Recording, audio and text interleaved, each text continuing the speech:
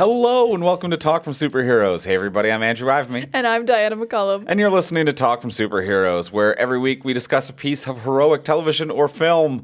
And boy, do we. Boy, heroic. Yes. Or villainous. I guess or villainous. You know what? There's heroes here.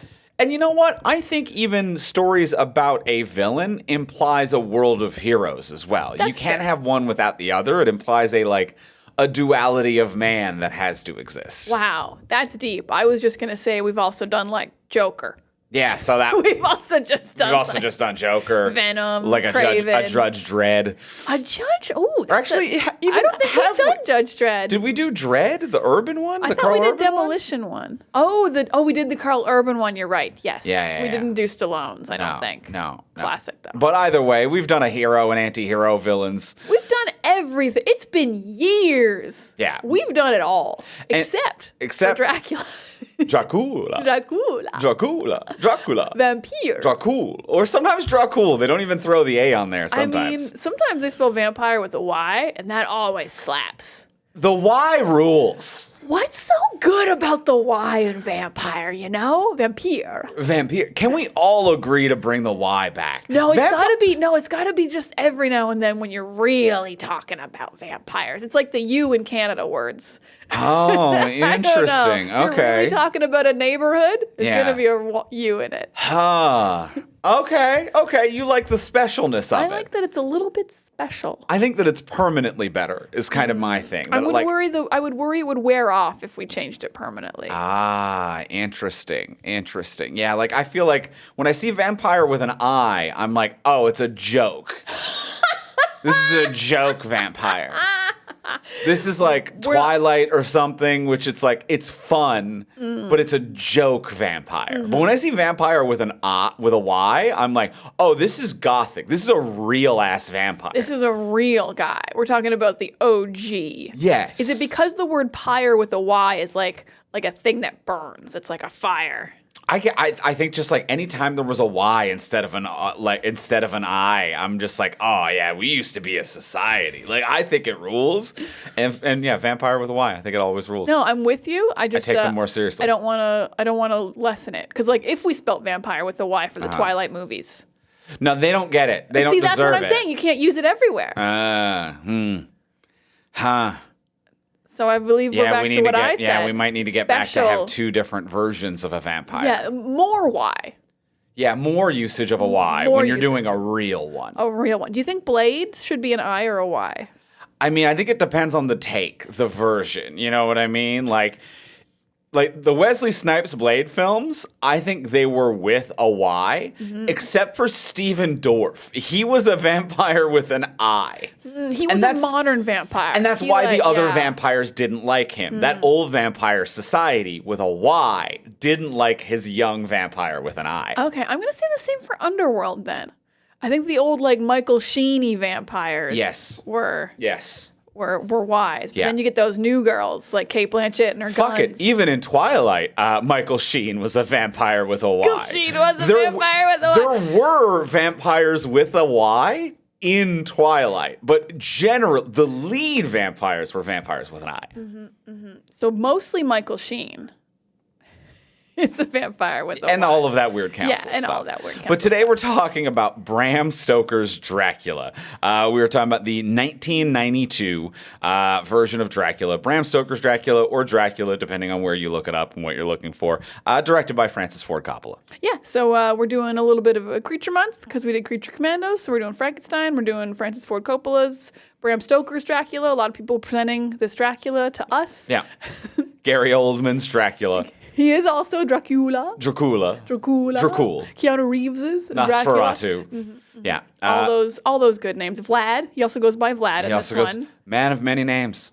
A man of many names. Vampire. A vampire, if you will. This one is a classic vampire with a Y. But we're talking about Dracula today on the episode. And you know what? Let's just get right into it. Let's get into this guy. Let's hit the music and then talk more about Dracula.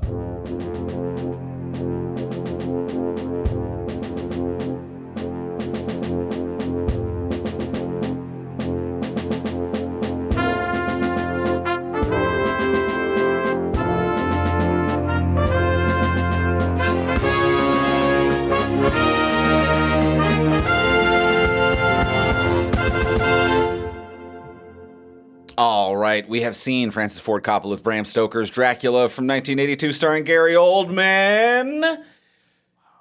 And I will admit that this was a blind spot for me. This was my first time seeing this. This was my first time seeing the whole thing. I definitely seen certain scenes, I think, on TV. I also had seen pieces on television. On the TBS or Space or something. I've definitely spotted a few scenes.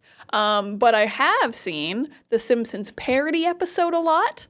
And the Leslie Nielsen's Dracula Dead and Loving It quite a bit. I did not realize how exact parodies of this movie. Yes, I mean, obviously they are based on Bram Stoker's Dracula, but the visual presentation of such is based on Francis Ford Coppola's Dracula. Yes, exactly. So I didn't realize how close those parody interpretations were. So I'd kind of already seen it, basically. I get it. Hey, Simpsons taught a lot, especially of our generation. They really did. They exposed us to the zeitgeist before we were, because when this came out, it's like I was 7, which is at a time when I can enjoy Mr. Burns, but perhaps not the practical lighting work of this film. Not even the practical lighting work, the general heavy, vibes. The heavy nudity as well probably meant. I also probably wasn't allowed to watch That's this. kind of the thing. Yes. We wouldn't have been exposed to this until well after it was out, that we would have been old enough to watch it. Yeah, that is fair. Or at least old enough to get it. Yeah. Yeah. They weren't supervising what I watched. I was pretty unsupervised as well, mostly because I didn't want to watch that stuff. Fair. We know all about me and my problems. Well, I wanted to watch Power Rangers. Oh, okay, your problems. Your problems. Solutions. My personal issues. Your solutions. So, the simple question, Diana, did you like it? Oh, I really liked it. I'm not sure if it's a love. It's a super high like. It might be a love. This slaps. This was awesome. As a fan of old school sci-fi literature, I love how close it is to the book. It's like it's epistolary. I hate saying this word. Late letter based, like the book is, very heavy on that. The practical effects, the costumes, the acting, the sets, the over-the-topness, the vibes. I feel like we did a movie recently that was vibes, and I can't remember what it was. But this is another one that's vibes, but it's vibes that I'm like, oh yeah, this slaps. Every scene has something cool in it. It's creepy in a way where you're not actually creeped out. You're just like, that's so cool. But I'm not I think even if I saw this young, it probably wouldn't have given me nightmares or anything. It's still just whoa, this is all really fun and cool. All this all the shadows moving, all the performances, the crazy hair, the crazy makeup. I'm engaged the whole time. I like the characters a lot. There's some incredible performances. There's almost nothing not to like about Bram Stoker's Dracula, brought to you by Francis Ford Coppola and Gary Oldman and others. Stacked cast. So I really, really had a great time. Andrew, did you like Dracula? I loved it. I loved it. I love this movie. I think that it's absolutely incredible. It's a visual delight. It's a feast for every sense. It's a feast for all the senses. Everything is incredible here. It is something that is quite remarkable in every regard, just in sense of what the scope, what it aims for, what it achieves, what it does. It really shoots for the stars and accomplishes it. And frankly, shouldn't work. It has so much going at play, which in other people's films and works end up canceling each other out or fighting one another. It is stage and set design that is very theater, that is very live theater, and that sometimes works in certain styles, but then it's also a really very it's a true film director with Francis Ford Coppola, where it is a visual delight that is designed to be portrayed on film, with sets that are designed to be appreciated on stage, with performances that are somewhere in between theater and film, some big and body, some muted and small. So between everything, it's just it feels like it doesn't necessarily feel like everyone is on the same page, but somehow it is made the same a whole piece of art, if you know what I mean. Like every do. department, it seems like they're making something for a different type of production, and it coalesces into something that works as a whole, even though it shouldn't. It's so impressive. It's so impressive. Yeah, to kind of go with the metaphor of they're not all on the same page. I think they are all on the same page, but the way that, like, if you stack things on top of each other, it makes an image.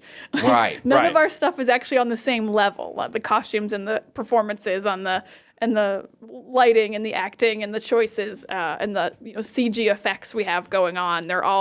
They can all go wrong at the drop of a hat. Certainly. The extreme dramatic choices that are being made, but they're all layering on top of each other to create a beautiful piece of art that looks great when you take a step back. Yeah. Like a 3D painting. It's like a 3D painting. Yeah, there's a lot to. Yeah, you gotta unfocus to appreciate it all. Some things that are even happening, you have to unfocus to even notice. Like, it wasn't until the scene was almost over. There's an opening scene where Keanu Reeves is just on a train on his way to Transylvania and he's writing letters. And I didn't even notice Gary Oldman's eyes were the sky until the scene was almost over. It didn't draw any attention to it. And it's also the kind of thing that could be so cringe and cheesy if you don't do it right. And kind of all of those kind of layering effects can be really cheesy. There's one very famous bad scene in Lord of the Rings where Frodo's like passed out and he sees all these images and everyone's like, that looks really bad. This is the only bad scene in the Lord of the Rings. And Francis Ford Coppola decided to do that effect every like 20 minutes in this movie, but it works every time. Transparencies are a very overlaying film footage with one another and doing any kind of a transparency or opacity is just very like, hey, you're playing a dangerous dance with cringe. And you are dancing with cringe on top of just razor blades, and to come out unscathed is quite remarkable. They did some good choreography of that dance with the cringe. Yes, yeah, but yes, especially in a time like it's a time pre PowerPoint transitions, which is when I think transparency gets really like as a joke. Sure. I think the general public sees a transparency after PowerPoint comes out and says, "Oh, well, you can do that in PowerPoint." Right. Oh, it's a PowerPoint transition. When I watch old Star Wars, like original Star Wars, it's like, oh, there's PowerPoint transitions in this. And it's not. It's actually very hard filmmaking early. Yes. Yeah. But yeah, how the smoothness of transitions or transparencies like that in a digital era is a little bit different. Yeah. But there's a lot of effects that they go for simultaneously, and it's really juggling knives where if one falls, they all fall. Like you talking about like that scene where, Gary Oldman's eyes are the sky as he is watching, like Dracula is watching Keanu Reeves' character, Jonathan Harker, like on the train towards him. His eyes are the sky. But right before that, like within seconds, there was also the foreground shot of the journal with Keanu Reeves' voiceover while a model train moves along the background as that does like an overlay transition to Keanu in the train with a rear projection moving background on a static set, which then transitions to overlay Dracula's eyes watching Harker come into it.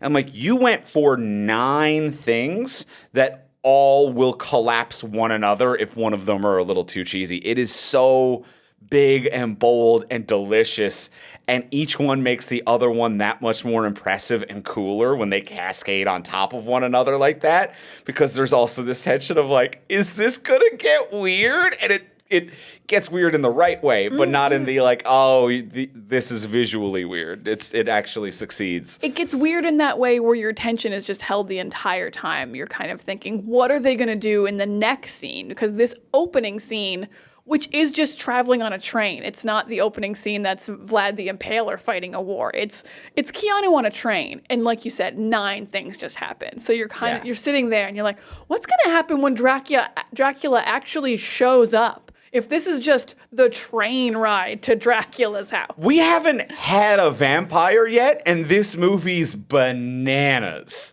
Yeah, and the amount of stuff happening every scene just makes this movie so enthralling, because I think I've seen a few other Draculas, and they're just kind of slow usually. The seduction can be very well-paced, but I think if you go with the original Dracula storyline, it's just a very kind of slow-paced story, because it's a very old story, and stories were kind of slow-paced back then. They didn't have the arcs yet and the plot points figured out, but this follows the plot points of the book pretty closely, and I think as closely as any film adaptation of Dracula I think it has. really earns the Bram Stoker's Dracula-ness of the title. Bram Stoker would watch this and be like, "Oh yeah, that's what I wrote. Yeah, that's it. Most of it, nailed it." I think it looks great, but to have so much happening in every single scene, like you said, scenes that have multiple things happening. Dracula comes to Keanu Reeves when he's shaving, and his fingers are too long, but he's too far away. So there's a double in the scene at one point, and then he comes closer, and then his face is doing weird, distorted things. He has no reflection in the mirror. Then he's shaving Keanu Reeves, and the room is getting smaller and more claustrophobic, and that's practically happening. They're moving the set closer to the camera to make it seem like the walls are closing in, but not in a way where that's the purpose, but just in this uncanny valley way where it's like your brain is unsettled. Yeah, you're unsettled. You're not even sure if the room was moving or if that's just curtains until you like focus in on it. And there's so much happening every scene, and it's all practical, so they had to plan it on the day. This wasn't someone who saw the footage and was like, let's shine a light on his face that looks like the map, and then the map's going to be on his face. We'll do that in post. None of it's done in post. I think I was reading the trivia. There's literally 2 CG effects in this, and it's the weird fire circles. Yeah, which doesn't need to be here at all. We'll talk about the weird fire circles, and I can't even remember the second one. Maybe it was the eyes in the sky. I don't know how you do that practically. They said they did, but... yeah, I think that's just overlaying film footage using... Footage over footage? I guess that's not CG. Yeah, or a double exposure. It could be something like that. But either way, yeah, very minimal. Very counted minimal. On one hand. Digital effects. Just the craftsmanship, but also the pre-production work of planning out every scene of all these crazy things that are going to happen and doing them practically, I have so much respect for, and I think looks so good. It's the performance you get when that's all happening practically. Yeah, and I think just like the intentionality of filmmaking. You know, like this is a film from a director's director. Like this is someone who is synonymous with high art direction, I think for a reason. It is the intentionality of like, this is my film, this is my piece, and everything is planned out. Nothing is by accident. And there's not as many directors now that do that as there once were, or like Coppola does. I think maybe literally we were just talking about Shape of Water with Guillermo del Toro.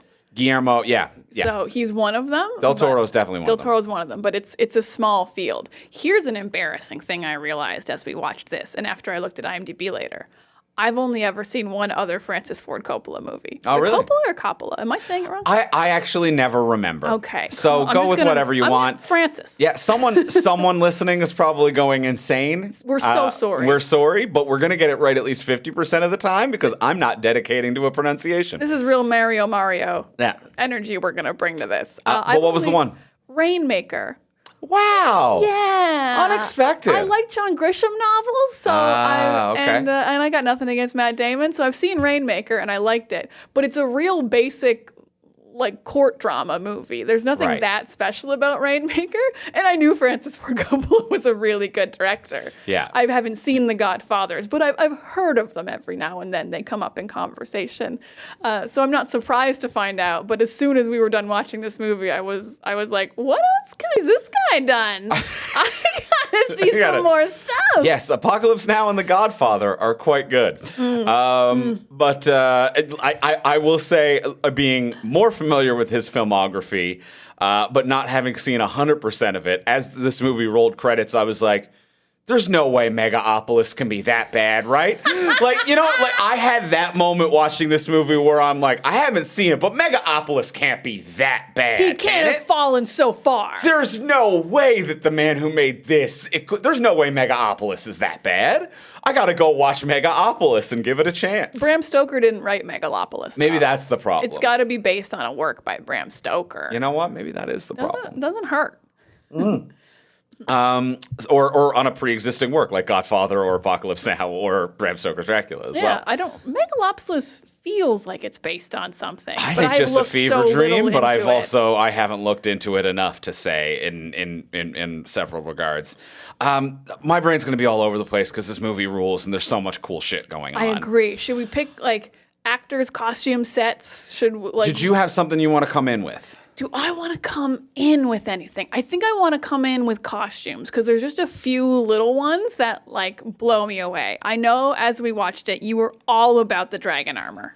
That You armor were in that love. Vlad Dracula has in that opening segment, I'm like, this Vlad Dracula. This fucking rules. Oh my god, it looks so cool. The musculature of an external armor, it looks friggin' amazing. Dark red color. It's like blood, but it's not too in your face about it. It's only blood if you think it might be blood. Yeah. Colored. Yeah. It made me legitimately afraid of Gary Oldman in this role. And that is something where, like, I've been creeped out by Gary Oldman. I've been, in some roles, intimidated by Gary Oldman and his corruption or drug use or whatever he's doing in that role. So he has played characters that unsettle me. But to be like, I actually am worried about getting in a fist fight with Gary Oldman. You think you might lose a fight to Gary Oldman has never happened before. This was the first time that I had that concern.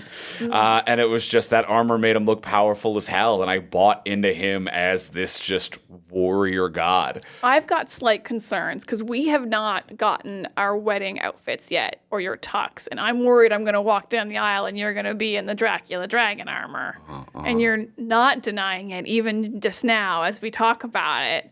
So it'll be a beautiful day. I don't think I have that kind of money.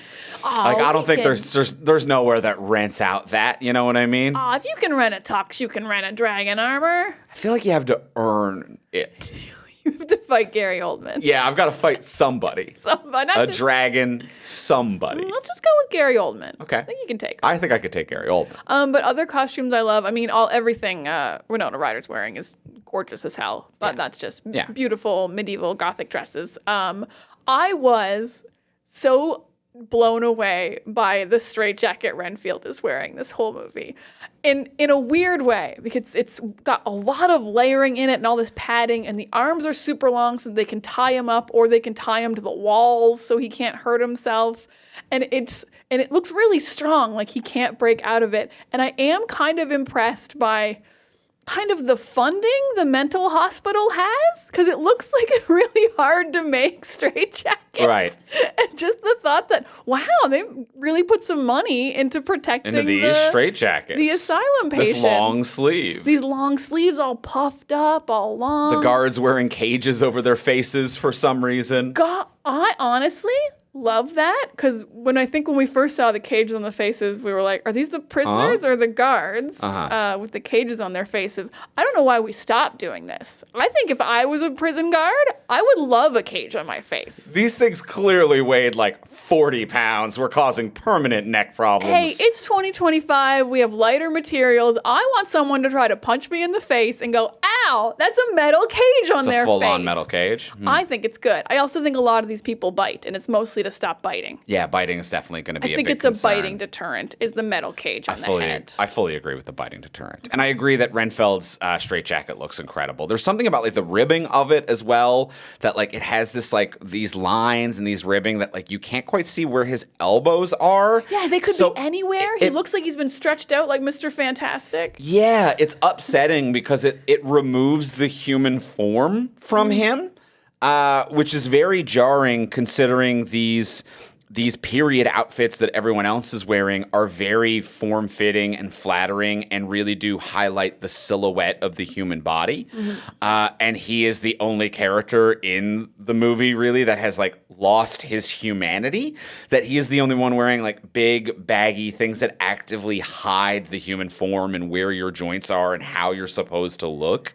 So this man who has come back from Transylvania insane, being the one person who lacks the human silhouette, is just something that I think is really cool. Yeah, and it's kind of the opposite of what you expect, because every other straitjacket I've ever seen, it's tight against your body, your arms get pulled in, you can see every joint, so you can make sure they're restrained and they're not hurting themselves. But this is the idea of it's loose so he can actually have some movement so he won't hurt himself. Yeah. And he's got freedom, but he also is a slave to Dracula, and he's not human like everyone else. Yeah, there's subtle storytelling in so much of this movie. Yeah. So I love the costuming. Everyone looks so good. Everyone looks also even just sexy parts when Lucy's going to meet Dracula for the first time. She's in this red silky thing that's flowing in the wind. It's just anything you can get to flow in the wind. Those silk nightgowns that flow in the wind during that like weird scene in the rain where everything is kind of trippy, and and that is also a cool look as well. It's a cool look. I will say that leads to one of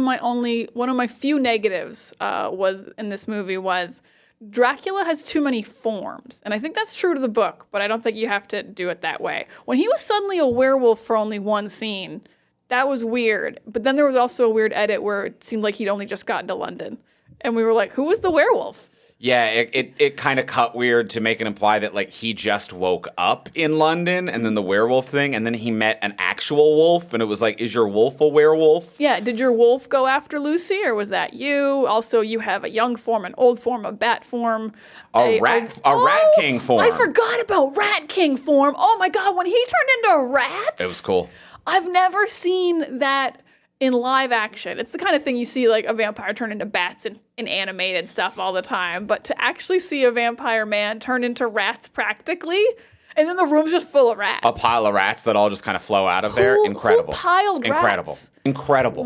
What AD had to be like, I'm the rat piler. Turn it into it looks like Gary Oldman, my stack of rats. You get 3 seconds before this stack of rats stops looking like Gary Oldman. So I hope you're rolling, because I'm about to drop the final rat, and here we go. Wow, that looks a lot like Gary Oldman. They're gone. Boom. They're gone. They're gone because they are rats, and it looked like Gary Oldman for a minute. I gave them just exactly enough cheese to hold form for 3 seconds. Yes. Yeah, there is... oh my God. To talk about that for a second. You seem so scattered by how good this movie is. It's so good, and there's so much that I want to talk about. To talk about the rat thing for a second. This is something that I'm actually unsure of if I'm being just too kind with time, or if this movie and story does it really well. Because I was just kind of thinking and juxtaposing it with how I would talk about and judge a movie that came out today, that came out this week. An original story, let's say, that's not, based on an old novel. It gets none of those liberties. How would I compare those structures? And I think that if this movie came out today, I could kind of hear in my own head me on this podcast being like, you can't introduce rat form this late in the movie. I could hear me getting mad at structural decisions to be like, no, it's dumb. It's too late to introduce rat form. What purpose does that serve that bat form didn't already serve? And he can turn into mist. So now he's mist. He's a wolf. He's a werewolf. He's a bat. He's a stack of bats. He's a pile of rats. And some of these are too late to be introducing these things. But I wasn't thinking that. Instead, while watching this movie, all I was thinking was, awesome.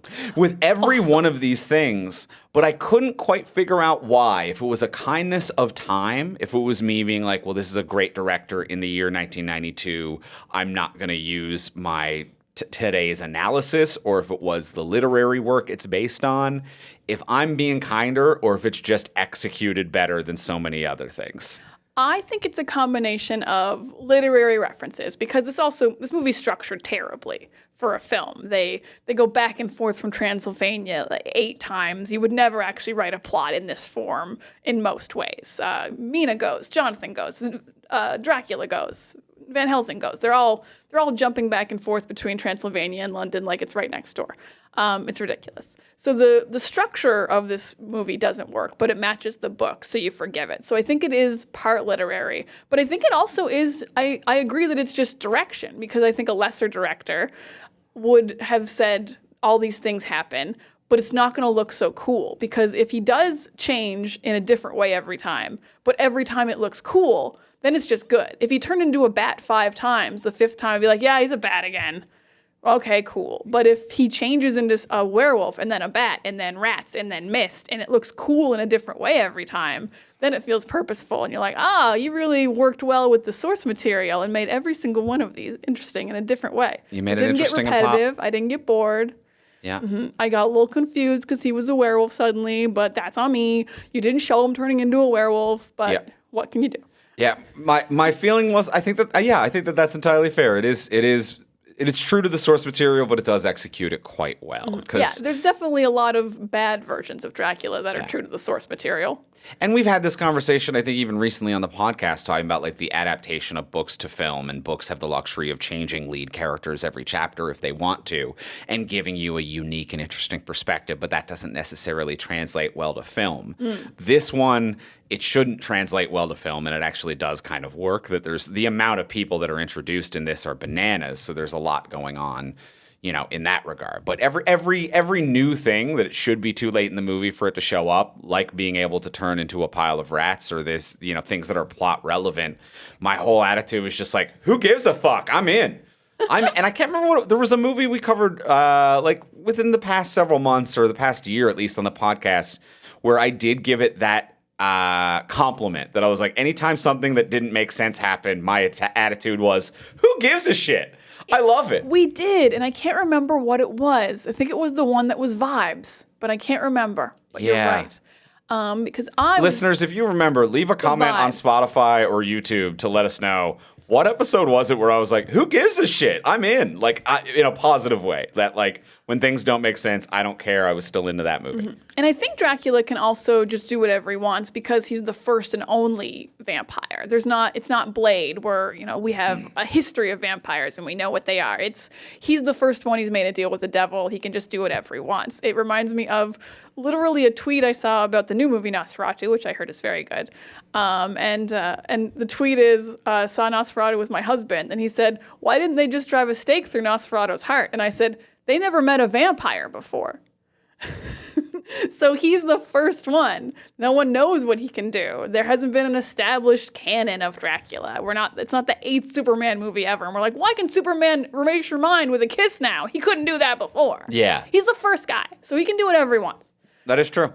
He's vampire with a Y. Although he's vampire with a Y. Although Van Helsing has done some research and seems to know some weaknesses and problems.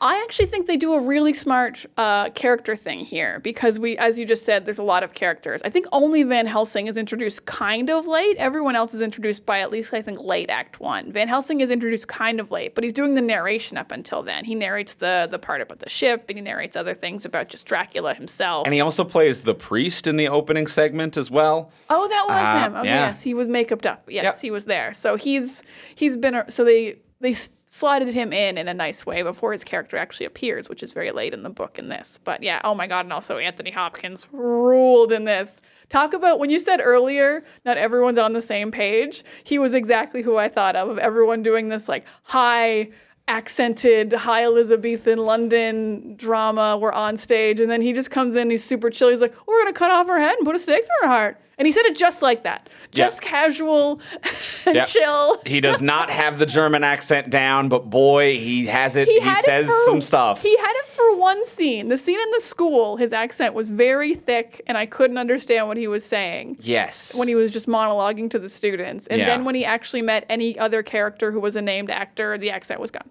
Yeah, I think it was like once scenes involved movement and blocking, he was unable to do it while, getting off of a horse and running towards a fire and maintaining a German accent is much trickier than a monologue in a school setting. So it's like, I get why it was harder, but he's still fun. He was awesome. He's chewing scenery in a fun way here. Yeah, he's very fun. And also Van Helsing's just a badass. Considering nobody knows what vampires are, he kills 100% of the vampires in this movie.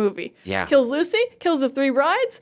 He gets Dracula killed. He's dead by the end. He organizes. He incites the death of Dracula. He has wiped them off the planet. He rules. He's awesome. We talked about how there wasn't a hero in this movie. It's Van Helsing. We were wrong off the top. I've seen Van Helsing appear in other media, and I've been like, and frankly, every iteration of Van Helsing I've ever seen, I've been like, I don't know why anyone gives a shit about this dingus. Just say like Hugh Jackman's Van Helsing. He's a dingus. He's a dingus. Yeah. Dingus, all right. Okay. Yeah, where I'm like the boy with the hair and a crossbow. Just give anyone a crossbow. Who gives a shit, dingus? Mm-hmm. So I've never really understood it. And then like watching this, I was like, oh yeah, Van Helsing's the shit. He rules. Yeah. He rules. He rules. Yeah. He absolutely rules. Yeah, yeah. And talking about how like there are some stage play theater vibes here. I think even the fact that Anthony Hopkins plays a second character feels very stage production as well, to be like, you have one scene in the opening and then we're going to have you back as a different character after intermission. It feels very like seventh build on the playbill. Yeah, or just like this character doesn't show up till the second act, so we're gonna put you in the beginning just to save hiring someone for 3 lines. Yeah, absolutely. So there was just something about that where I'm like, this feels very stage production, and I dig it. I like it. Yeah, because Winona Ryder was reincarnated, basically, is what they're saying. Like, her character was reincarnated, but at no point were they saying the priest was Van Helsing. Yes. It wasn't like Dracula saw him. It was like, you're the priest who cursed me into vampirehood. Yeah, Dracula doesn't recognize him. I think an argument could be made That he was. That he was a reincarnation, that it was like God's curse was to send back his messenger, to like his shepherd, to get revenge on him and To take blah, him blah, out. blah. Yeah, so, but that's possible, but not the case. But it works thematically either way. Yes, it does. Either way, it thematically, does. it works. And I think Winona Ryder does a fanastic. I'll And take fanastic. you know what? She does a fanastic job. She's fantastic in this. I think everyone is really, really good in this. Winona Ryder is just so... I love seeing early Winona Ryder, and you can just see why she became such a star. I don't remember which movie was her star role, because it feels like she did a lot in a very short amount of time. Yeah. So she was already famous before this came out, I believe. But every time I see... I mean, also old Winona Ryder. She's always good. But young Winona Ryder, I'm like, wow, you pop so much against such huge actors, against Anthony Hopkins, against Gary Oldman. You're burying Keanu Reeves alive. He's not good in this. No, he's not. He's not. This is the worst I've ever seen Keanu act. Yeah, I agree. It hurts to say because I don't. I love Keanu Reeves. Yeah. It's rare to catch me saying a bad word about him, but he wasn't the right guy to be there. He wasn't the right guy. I read one quick interview with him where he said, I was burnt out and I actually feel bad that I didn't put enough effort into this movie, because I don't know how often you get to do a Francis Ford Coppola movie. Never again for Keanu, I believe. I don't think there was bad blood, but yeah, he wasn't great in this. He's probably the only bad actor. But even smaller actors, like, I love Cary Elwes. Cary Elwes is one of my favorite actors of all time, and he just has this like cool, casual Britishness, and he's naturally British, so it's much easier. But just an accent no one else has, but it's real. It would feel put upon if anyone did a Cary Elwes impression. I see that. It is something that is called like the transatlantic accent. It's just strong diction. It's transatlantic because it's somewhere in between the U.S. and England. It's not a British accent. It's not an American accent. It's in transit. It's transatlantic.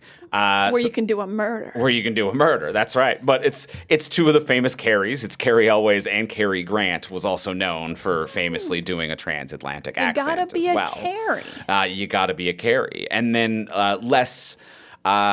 more bass to it, but I would say the most modern popular version of transatlantic would be Frasier. I was just about to say Frasier. Frasier, of that British. strong diction. I'm not British. I'm from America, and that's where I'm from. But it has more Regency and strong pronunciation. But that also used to be like Regency. It also is like what they used to teach in broadcasting school, which was like how you do call accents. So it would be like sports and things like that would be like strong enunciation, and it would be this all of the time. Well, he's a master. He's master at it. But the whole crew of Lucy's love interests, Cary Elwes, Billy Campbell, and Richard E. Grant, they all play such phenomenally unique little characters, and just a beautiful friendship that they all form as well. These might be the least toxic men I've ever met in my entire life. Yes. The fact that these boys, I love these men. These true men. They all love Lucy. They all sincerely love her with an honest, pure love. She chooses Cary Elwes, and the other two literally go, we respect that. We still love you. We're absolutely not going to get in the way. We're very happy for you. Let's all be friends. So they are backing off completely. And then they all agree to give her blood to help her when she's fighting the vampires. They all have guns to protect her from Dracula. They all go to cut her head off so she won't hurt other people. They all go to another country to avenge her because they loved her so much. And they're introduced as like maybe these vapid guys who are just into rich Lucy. And to actually learn to get to know them and find out they didn't care about her money. They sincerely loved Lucy. This is the I Love Lucy everyone's been waiting for. This is the truest form. Everyone loves Lucy. Everyone loves Lucy. And I love these men's unfaltering devotion, but not in a weird, creepy way. Yeah. Yeah, not in a weird, creepy way. Not in a weird, creepy way. No. When she gets sick, Carrie always is like, says to like Richard Grant's character, just like, yeah, you're a doctor, help her out. And he's like, I think I know a guy, Van Helsing. Is like, yeah, bring him in. I now trust you implicitly. Your referrals mean a lot to me. Let's get like, it is ride or die with this crew, right? To the point where I'm like, I want this story as well of like this crew of just the boys are back in town. I love these guys. And the complete trust between them. At one point, Carrie Elwes comes in and Richard E. Grant and Anthony Hopkins have her on the bed and like her boobs are out because she's Draculaing out and she's trying to seduce them. And he doesn't accuse them of anything. He just says, how do we help her? There's something clearly wrong with her. And even the fact that no one gaslights Lucy into being like, she's probably fine. All of them. She's delusional. It's hysteria. Yeah. They're all just like, no, she's sick. She's actually sick. She's not usually like this. We're all working together to help her. We believe with 100% certainty that she is sick, and we trust one another to help her. To see a doctor believe a woman when she says, I'm sick, is pretty nice. Yeah. And for all of her male friends to support that. That's not easy in 2025. No, that's what I'm saying. Yeah. They'd just be like, you're on your period, or you're not. One of those two things is happening. Yeah. You've lost all this blood because your period was real bad this week. Yeah. Wild. I love these men. Some unbelievable gents. At the end, when Quincy died, I think we were more upset than we had been the rest of the film. Yeah, that's also a great conclusion for that as well. The cowboy dies, like, hunting a monster in a foreign country. I'm like, I don't even think that's a sad death for him. That's a Klingon, like it's a good day to die. The dude who's carrying around a Bowie knife every minute, like the wild card Texan who's like, I don't know, I got a Bowie knife. I've done some mighty hunting, to be like, I could die hunting a creature the likes of which the world doesn't know and avenge my friend and go with my bros. He is down. I love the dude. Quincy! Man. Yeah, so I love those guys. Yeah, the apostles of Van Helsing. I absolutely love these guys. I don't know. That's what I'm calling. That's what I'm calling. I was like, what do you know about Dracula that I don't know? No. Yeah, these boys need the Lucy Squad. I don't know who they are. But they're down. I love them. Yeah, I love them. They rule. Also, Lucy is phenomenal in this film too. A good like some real positive writing of like a true friend as well. I'm going to say that to Sadie Frost. Mina. To Mina, sorry. To Mina. Lucy is a true friend to Mina with like good advice. Stay with me. Yeah, who cares that I'm rich? Who cares that you're poor? I'm not rubbing it in your face.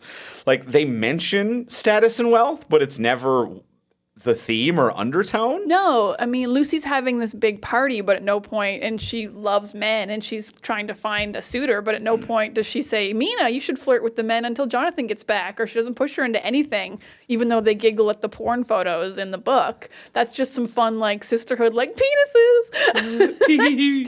We saw them. Yeah. So, yeah, they're true sisters. Yeah, and in even this wonderful way. Her being sick and being like, no, go marry your guy. Go marry your guy. Mm-hmm. Don't stay with me because I'm sick. Go marry your guy. I'm like,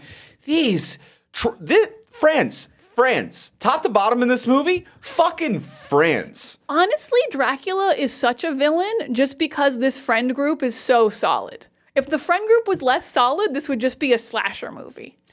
But yes. The friend group all being so loving and supportive, this like that these people are being terrorized, really is like, Dracula, you're a villain. You're tearing innocent people's lives apart. Like, even though they're rich, Like, it should be like, yeah, eat the rich, go right ahead, Dracula. But all these people don't deserve it. They're all really nice. I'm only realizing right now that it falls into both intellectually and emotionally falls into the category of film that we love, which is competency porn in many regards. No one does anything stupid in this movie. No, like it's everyone working together. It's Alien, it's Terminator. It is just everyone being like, no, we should do the thing to stop the thing, and it makes the evil thing that much scarier when everyone is like.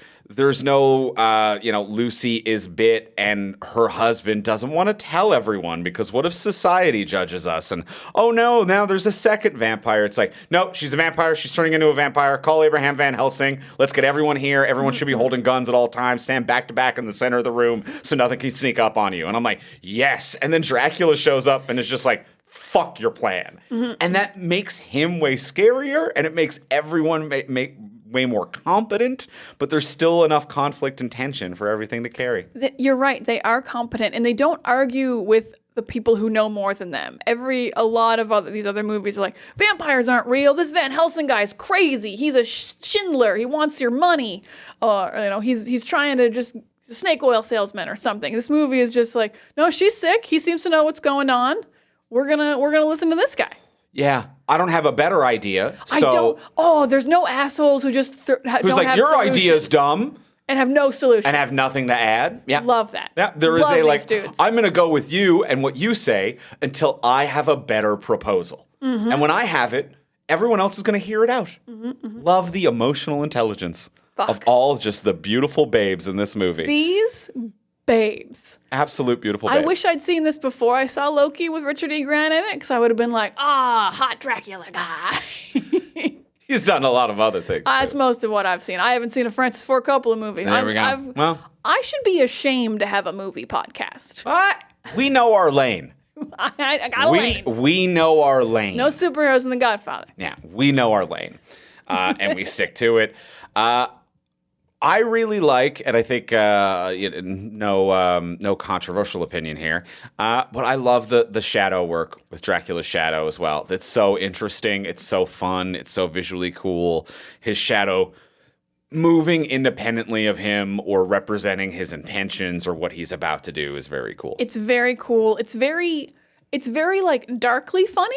Yeah. Because it never actually interacts with him, but at one point when Dracula sees the photo of Mina and then Jonathan says, that's my fiance, and his shadow starts to choke him because he wants to be with Mina and take her away. So just the instant recognition of what's going to be happening here is very cool. And like just even how you do that, because you have to have a person doing the shadow work so close and mirroring Gary Oldman until the shadow is supposed to break. Yeah.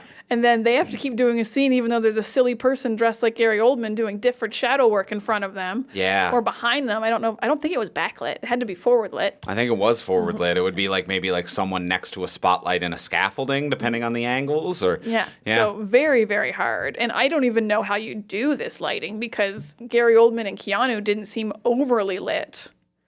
Right. In the way that you would have to do to get that shadow. So that's why I'm thinking scaffolding. It would be like overhead, so it would shoot past their heads and then onto the backdrop. But it's still wildly tricky to get that done. To get that clear shadow work. Mm-hmm. Yeah, good clear shadow work. And I think even like just particularly cool when like obviously there's the big pieces where it's meant to draw attention to itself, where it is him, doing choking.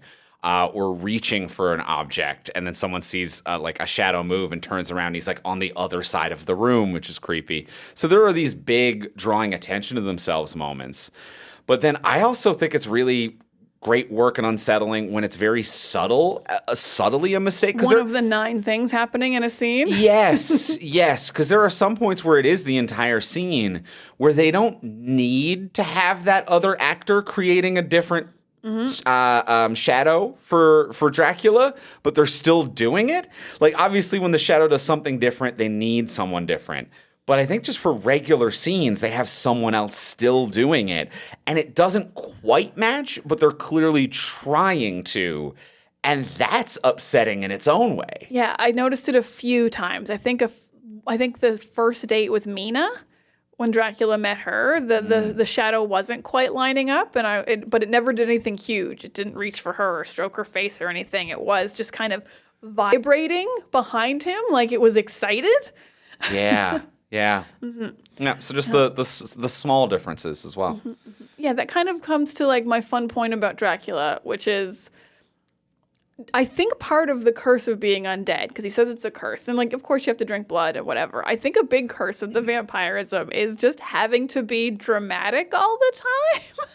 It feels like vampires never just get a chance to like sit and read a book. Everything they do is so over the top. So I understand why their existence is exhausting. You're one of the brides of Dracula, and you just are hiding inside a bed in case a dude walks into the room? Like deep within the bed, the way they pop out of the bed. They're doing their own shit. They got to be ready to be dramatic at any point, is what I'm saying. Yeah. If you're a Dracula, you got to have your eyes in the sky, watching Jonathan Harker in his train. I think the drama comes naturally. You know, I don't think they have it's to part of why he's so tired and doesn't want to curse Mina with immortality. He's like, you have no idea what it's like to be me. I think it's more just like our life is damned, so becomes our houses. It's full of crazy crap. There's like the water drips up. The water drips up. The rats are on like Escher stairs that don't make any fucking sense. So I think it's also just like nothing in my house makes sense. Nothing in my house makes sense. I flushed the toilet. It went up. Why did it do that? God abandoned me, and he took physics with him. Yes. Yeah. He took all the logic of the world right out of me. Wherever I am, God has abandoned it is also just, I think that makes one dramatic. It would Over make 400 years, it's going to make you pretty fucking dramatic. At least it gives you something to do. You walk around the castle and you're like, the water drips up now. Huh. Oh, I didn't do that before. That's a new one. What can I do with that? Huh. Oh, my shadow's disconnected, like in Peter Pan style. Are the ladies in the bed?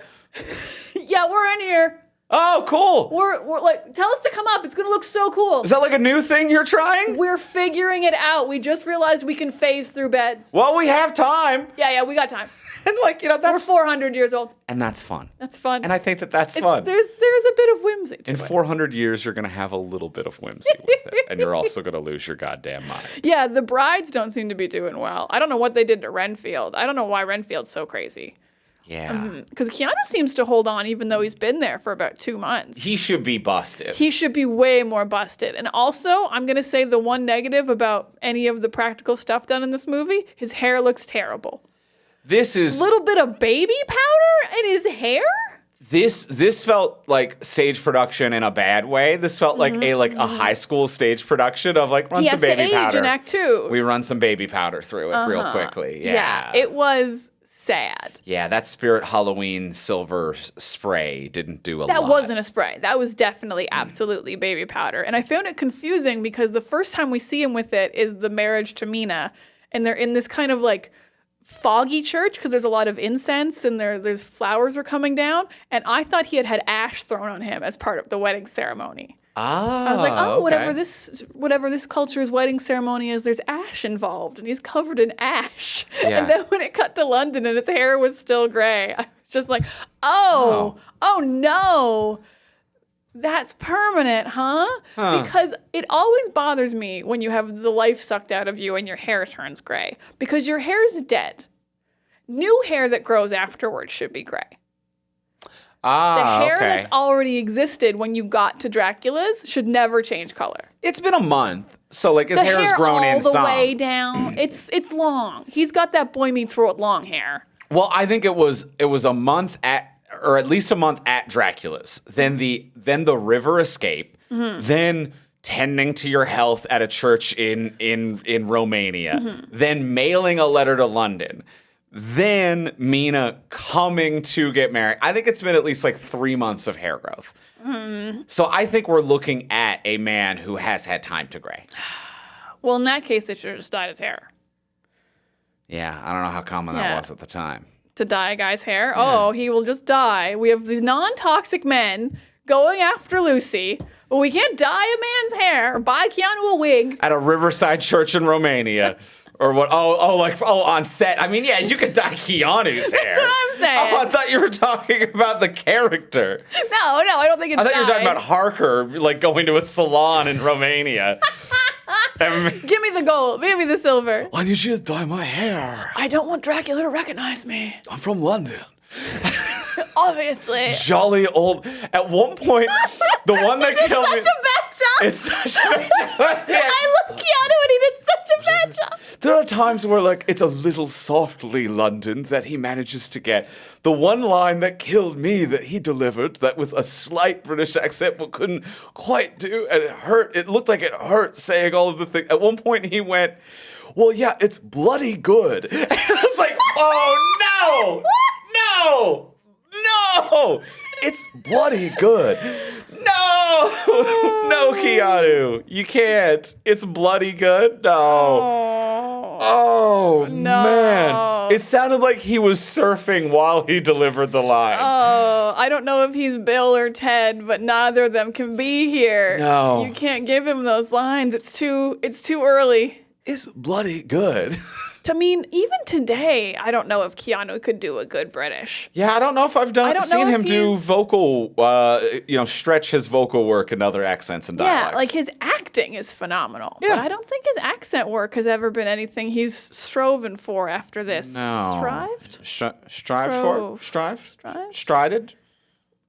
Worked on. Worked on. Yeah. Exercised. We're not perfect either, No, I don't know if it's strived or but strived. we don't have to be. Yeah. I'd check it if it was typed, but I have to speak it out loud. Yeah, we've got to do this live. God, the pressure. Well, I'm feeling pretty good about Dracula. How you feeling? I'm feeling great about Dracula. Every old weird novel has to be directed by Francis Ford Coppola. Oh, except we didn't talk about weird fire rings. The only CG effect in the movie. That had nothing to do with anything. It had nothing to do with anything. I haven't read the book. I had to look it up online. It's like, that's something that marks where hidden treasure is. And one of the carriage drivers comes back to it later. And it's like, all right, I guess. That's some weird lore, but and it's not sure. related to Dracula. No. It's just some weird D&D campaign loot shit they got going on. Yeah, it's some open world exploration just for a side quest he didn't finish before the main mission. This is what I meant about how books didn't figure out structure yet back when this was written. Well, I don't know how much the book explored it, you know? I don't care how much the book explored it. If there were rings of fire that showed treasure, I can't see that being relevant. I think it's bloody good. Fuck. So think about that. I'd rather not. But How yeah, dare yeah. you end on the only bad thing in this movie, Keanu's accent and hair. Well, let's go in for the close. Let's go in for the close. Let's ask the final question of what would you change. So now that we've discussed everything we've discussed, what would you change about this if you could change anything? Before we do ask that final question, we'll remind you, our wonderful listeners, our beautiful bouncing baby listeners, that if you haven't already, please take a moment and rate, review, and subscribe wherever you get your podcasts, be that Apple Podcasts, Spotify, Podcast Addict on Android. Also, we post these now to our YouTube channel, which is on YouTube at From Superheroes. So you can watch us on YouTube. You can leave a comment and subscribe there wherever you go. I know some people just kind of hit play on this whenever it shows up in their social media feed, but you can't trust that social media will be around forever. Hit subscribe on as many things as possible for the creators that you like. Maybe you're like, I don't watch podcasts on YouTube. Go over there and hit subscribe. Just in case. Just in case the other place you get notified about this show ceases to exist due to bankruptcy, insolvency, or government oversight at any point in the future. The creators you like them, and subscribe to them on multiple things. It costs you nothing. It costs you nothing, and it's going to be so much easier when something disappears and you're like, oh man, who was I following? Yeah. Follow them wherever you can. One of them's going to go. We're not on TikTok, but we feel really sorry for everyone who is. Yeah. And all the other stuff's not going to last forever. Let's be real. Bye, Vine. R.I.P. Miss you. And then as well, if you do want to support the podcast monetarily, you can do that over on our Patreon page, where for a monthly subscription of whatever is in your budget, you can do $1, $3, $5, $10, $15, whatever you can afford. You will sign up on a monthly basis. You get cool bonuses at different levels. At the $1 level, you get our webcomic early. At the $3 level, you get these episodes early and ad-free. At the $10 $10 level, you get an exclusive bonus episode of this podcast every single month, keeping our creepy creature vibes going. This month, we did The Shape of Water, and that is available right now over on our Patreon page. And if you sign up at the $10 level, you get that, immediate access to the full back catalog. And as well, if you want to buy individual episodes of the Patreon, exclusive episodes, you can do that for $5. Be like, I just want to listen to that one specifically. $5, boom, you're in. They got all the options. I like the buy for a year, get 1 month free. That's nice. That's great. You just buy it once, forget about it for a year. Lots of free cool stuff. And I like that at every option, you get all the stuff below it. So if you are a $10 patron, you get the early ad-free episodes as well. It's pretty tight. As well as the extra one per month. So it all stacks up like the stuff in Dracula that happens every scene to make art. We're making art. It's bloody good. It's bloody good. Except for those wigs. It's not a wig, except for that powdered hair. The powdered hair. So check out all of the options over on our Patreon page at patreon.com/fromsuperheroes. That is patreon.com/fromsuperheroes. And now let's go in for the close. Let's ask the final question. Now that we've discussed everything we've discussed, what would you change about this if you could change anything? Diana. Very small changes. This movie is very, very good. I do think it is silly how much they travel to Transylvania and back and how many people do it. I probably would have had Keanu just once he escaped Dracula's, instead of Mina going to Transylvania to get married there, he just goes straight back to London and is like, Dracula's not here, right? He hasn't been doing shit. So we can cut an entire trip out. That I don't think we really needed to have in there. Her being away from London for a little while didn't really do much because she went back before Dracula left. So there was kind of no purpose. I know what happened in the book, but you can just shuffle that around and he could have gone straight back to London. My other change is, even though we said we think it was cool every time, the fact that he turned into a werewolf randomly really took me out of it. It was one of the only times where I was like, I don't know what's happening. So he can't be a werewolf. Or if he's going to be a werewolf, he has to be a werewolf again, or I have to see it happen, or there has to be a little bit better of an edit. I thought there was a secondary creature, and I was confused. And also he turned into a bat, and then he turned into rats. He does turn into a lot of things. I know we had talked about that it's cool, but it's also like pick a lane. Although he had 400 years, he picked all this stuff that he could be. So I'm going to say cut werewolf, maybe just be a bat, or be a werewolf again later, so I know that you are that was you. Reestablish that was you and you can werewolf out. So Keanu goes straight to London. You're not a werewolf, or you are. Pick a lane. Andrew, what would you change in Dracula? I love that. I'm on board for both of those things. And I think my big change is just recasting Keanu. Oh, it feels like blasphemy to say. It does. It hurts to say, but he's not bringing the heat. It. He's just not the one who should be here. No, because he was the one in the Matrix, but he's not the one here. He's not the one here. So it doesn't 100% work. So I think it should be, it should be someone else. Who that should be, I don't know. I haven't made a decision. No, I don't remember who the 1992 hot boys were. Yeah. Who, like, the guys that he beat out for the role would have been. Apparently it was him. Like, he was the hot boy that the studio wanted. Mm-hmm. But there's always more than one hot boy. Oh, there's never just one hot boy. I think I read in the trivia that Johnny Depp was also up for it, but that would have sucked. I think that then also he'd be in this movie. Yeah, that also would have sucked. I think actually he's probably a pretty good actor, but like, I've never seen him do British. Either way. Yeah. I don't want him here. Yeah. I don't want him here. No, I don't want him. I don't want him here either. So I don't know if any of the options were good. Yeah, I don't know. I would have to go up through the 92 hot boy look list. I'm gonna go do a sacrifice play. Yeah. I'm gonna go through the 1992 hot boys. Yeah. Figure out who it should be. Yeah. I'll get back to you.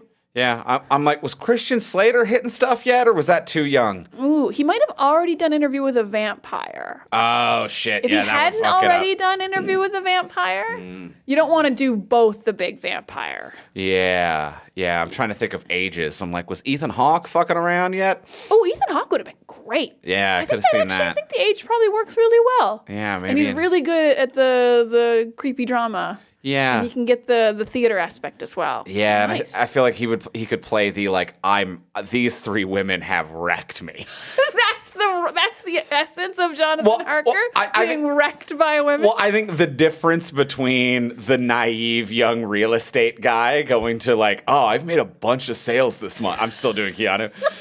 Ethan Hawke does that voice for some reason. I'm like, I made a bunch of real estate sales this month. I got to go thank my client in person. Like, no, these ladies suck. Literally. But my commissions are through the roof. Yeah. So I think the difference between the before and after getting held hostage and wrecked. But yeah, so that's where I'm at. We got to recast Keanu. Okay. Shame. I agree, but it feels hurtful to say. Yeah. It hurts me. Yeah. And that's my change. I love it. And should we watch Megaopolis? Damn it. I'm still going to say no. I think it's been long enough that I'm willing to say Coppola might have lost his touch a little. Okay. Yeah. I think that's... It's been many a year. He's an old man. That's a reasonable assumption, I think. I think you've made a reasonable assumption. Yeah. Well, that's going to do it for this week's episode, talking about Bram Stoker's Dracula. Thank you very much for listening. We will be back next week. Next week on the podcast, we're going to be talking about the Star Trek Section 31 movie. So we'll be talking about that. I think that's straight to Paramount Plus. I think it's straight to Paramount Plus, starring Michelle Yeoh. Should be enjoyable. Yeah. So we'll be talking about that next week on the podcast. In the meantime, if you want to get a hold of us, I am on predominantly Blue Sky and Instagram at Ivimey, Ivimey. You can find me on Blue Sky and Tumblr at Words of Diana, but my Instagram is Pics of Diana because that's where pics are. And you can find both of us most places at From Superheroes, and you can check out our website with all the other podcasts and everything we create over at FromSuperheroes.com. And we'll talk to y'all next week. Bye, Dracula. Bye.